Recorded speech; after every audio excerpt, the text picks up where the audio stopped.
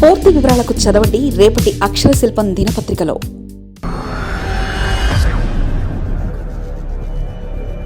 లిస్టులో నెక్స్ట్ పేరు ఆయనదే. టీడీపీ జాబితాలో తర్వాత పేరు అనిల్దేనట. ఇక అరెస్టుకు అంతా సిద్ధమైనట్లేనా?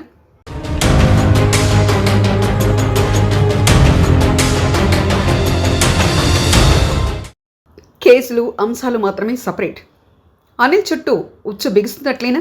వైసీపీ అధికారంలో ఉన్నంతసేపు చేసిన పనులతో కొంతమంది నేతలు ఇప్పటికే ఇబ్బంది ఎదుర్కొంటున్నారు. మైన్స్ కేసు కావచ్చు, మద్యం కావచ్చు, ఇతరత్ర ఏ కేసులు కావచ్చు, కానీ అన్నిట్లోనూ కూటమిల ప్రభుత్వం టార్గెట్ చేయడంతో అందరి నేతలు జైలు పాలవుతున్నారు. ఇక మొన్నటిదాకా కూడా మిథున్ రెడ్డి అరెస్ట్, రిమాండ్ ఇవన్నీ కూడా జరిగిపోయిన కథ. ప్రస్తుతం ఈ లిస్టులో ఎవరున్నారో అనేది ఇంకా తెలియని అంశం. అయితే తాజాగా మరో అంశం విషయంలో, కొన్ని చోట్ల కేసుల విషయంలో ఇంకో మాజీ మంత్రి అరెస్ట్ అవుతున్నట్లు సమాచారం వస్తుంది. ఆయన చుట్టూ ఇప్పటికే ఉచ్చు బిగిసినట్లు సమాచారం. కూటమి నేతలు ఇప్పటికే ఈ విషయం మీద సీరియస్గానే ఉన్నట్లు, పోలీసులు కూడా దీనికి సంబంధించిన కేసులు పెట్టి తద్వారా అరెస్టు చేయడానికి కూడా రెడీ అవుతున్నట్లు సమాచారం వస్తుంది.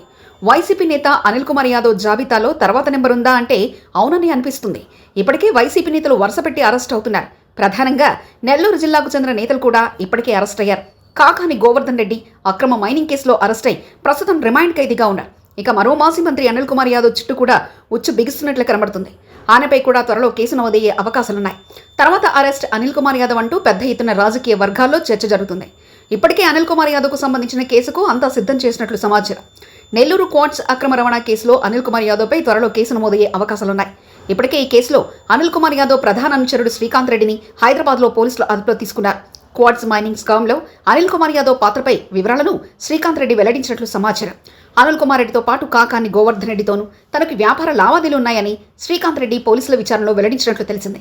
2023 ఆగస్టు నుంచి అనిల్ కుమార్ యాదవ్ కాకాని గోవర్ధన్ రెడ్డితో తాను క్వార్ట్స్ వ్యాపారం చేశానని శ్రీకాంత్ రెడ్డి చెప్పడంతో ఈ ఇద్దరిపై కేసులు నమోదు చేసేందుకు సిద్ధమవుతున్నారు. లీజు గడువు ముగిసిన రుస్తుం మైన్ నుంచి క్వార్ట్స్ తీశామని శ్రీకాంత్ రెడ్డి పోలీసుల విచారణలో వెల్లడించినట్లు తెలిసింది. వాకటి శివారెడ్డి, వాకటి శ్రీనివాసరెడ్డి క్వారీ పనులు చూసుకున్నారని, పర్యవేక్షించినందుకు తనకు టన్నుకు 1000 రూపాయలు ఇచ్చేవారని కూడా శ్రీకాంత్ రెడ్డి పోలీసులకు తెలిపినట్లు సమాచారం.